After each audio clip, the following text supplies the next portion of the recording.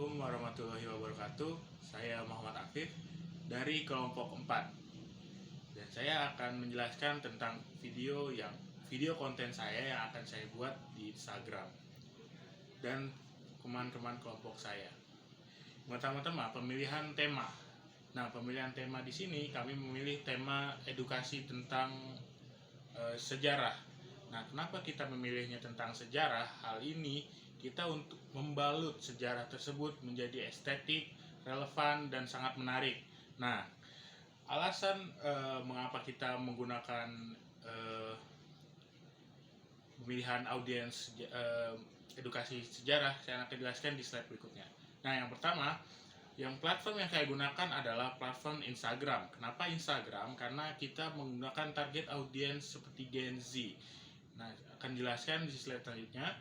Jadi, edukasi sejarah ini kami ambil karena kurangnya pengetahuan sejarah yang ada saat ini.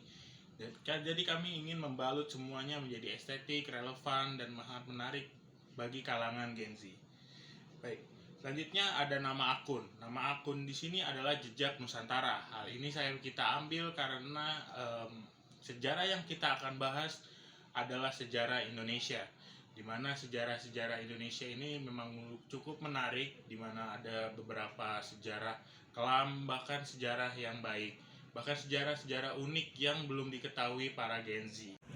Mungkin ada beberapa contoh yang saya akan jelaskan tentang sejarah yang mungkin akan diupload di konten kami, yaitu konten unik nih yang ada pada tahun 1945, di mana salah satunya adalah foto proklamasi pada saat itu. Nah, cerita itu berawal dari keluarga Mendur, yaitu ada Alex Mendur dan Franz Mendur. Jadi pada saat itu Alex Mendur dan Franz Mendur itu mengambil foto secara diam-diam ke kediaman Soekarno-Hatta, yaitu Jalan Pegangsaan yang saat ini Jalan Kemerdekaan Selatan. Nah, jadi saat itu mereka mengambil foto diam-diam. Setelah fotonya diambil, lalu ada sebuah kejadian di mana Mendur bersaudara itu fotonya diambil oleh pihak Jepang. Nah, setelah itu Franz Mendur berhasil menyelamatkan roll film tersebut dengan cara menyimpannya dan menguburnya. Nah, jadi pihak Jepang waktu itu kembali lagi ke Indonesia, lalu mengacak-acak Indonesia dan mengambil senjata-senjata yang tersisa. Nah, dari saat itu Franz Mendur punya ide di mana foto-foto tersebut digali lalu dimasukkan ke dalam tanah atau dikubur. Nah, hal ini juga menjadi bagian dari sistem fotografi kita saat ini. Maksudnya sejarah fotografi yang kita udah pernah pelajari di fotografi Ilkom. Lalu waktu itu setelah kejadian tersebut, foto itu dirilis akhirnya pada Harian Merdeka pada Februari pada tahun 1946, setelah 6 bulan Indonesia merdeka. Lalu ada kenapa akun ini dibuat? Hal ini disebabkan karena kurangnya peminatan Gen Z terhadap sejarah-sejarah kita. Cuman beberapa Gen Z juga ada yang minat terhadap sejarah-sejarah luar. Maka dari itu, daripada kita lupa akan sejarah negara sendiri, lebih baik kita akan membangun akun Instagram di mana sejarah itu akan diceritakan. Lalu, pemilihan target audiens kita. Pertama, target audiens secara demografi yaitu 18 sampai 25 tahun.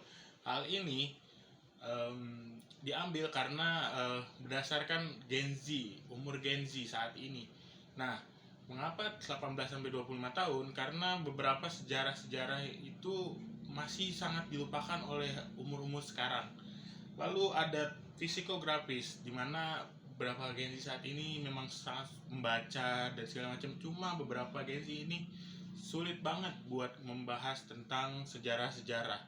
Jadi buku sejarah tuh nggak dibuka sama sekali, jadi dibuat menarik lah. Lalu perilaku, beberapa agensi yang saya bilang tadi banyak sekali dia suka sekali membahas hal-hal yang dahulu segala macam, namun tidak membahas tentang sejarah. Nah, maka dari itu kami akan membuat video-video reels, carousel, dan infografis untuk para Gen Z agar bisa mengerti akan sejarah Indonesia. Lalu tujuan kami adalah membangkitkan sejarah-sejarah menjadi hal-hal yang menarik dan relevan dan sangat estetik untuk kita bahas. Sekian, itu saja yang saya akan bahas dari saat ini, konten Instagram saat ini. Lalu beberapa ada juga konten schedule kita, di mana konten schedule kita sudah kita buat, ada carousel, infografis, dan segala macamnya, ada juga pun stories. Baik, itu saja yang saya bisa jelaskan dari kelompok saya. Kurang lebihnya saya minta maaf. Wassalamualaikum warahmatullahi wabarakatuh.